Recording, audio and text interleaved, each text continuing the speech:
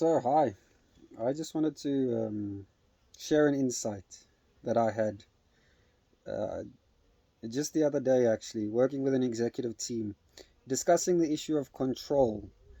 This issue of control in organizations is a constant um, point of debate, because, obviously, modern organization has a strong control bias, and it's something that leaders are grappling with because it's the primary inhibitor of empowerment in organizations.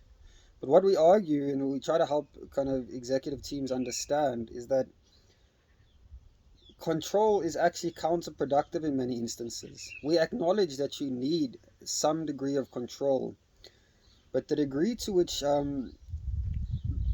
executive teams believe that control is the thing that solves all problems kind of undermines not just the possibility of empowerment within the organization, but also the efficiency of people as they work. And this example, let me just share an example of exactly this, and I loved it. I really enjoyed this example.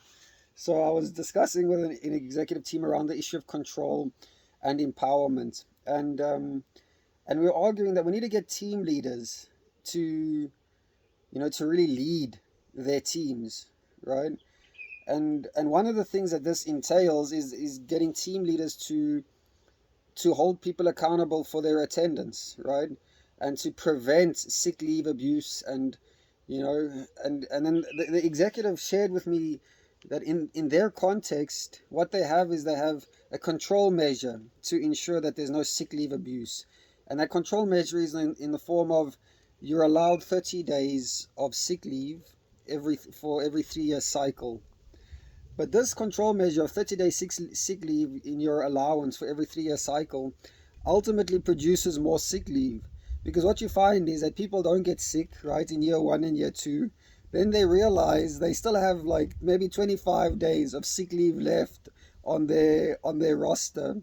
So then in year 3 they have a field day and take 25 days worth of sick leave, and they do it because they can do it, because we've relied on the system to control you know to control people's attendance. And I said, this ultimately the product of trying to control sick leave is that you're getting more sick leave. You're getting sick leave, people taking sick leave when they're not actually sick, right?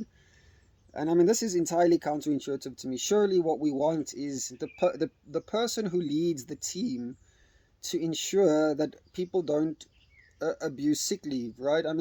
Clearly if someone is not well and shouldn't come to work, they shouldn't come to work, right? And clearly if someone is well and should come to work, then they should come to work. And it's up to the leader to have the sort of relationship with their people where they can tell that this person is sick and should stay, or this person is not sick and should be held accountable if they're trying to dodge work on the basis of claiming sickness, right? Ultimately,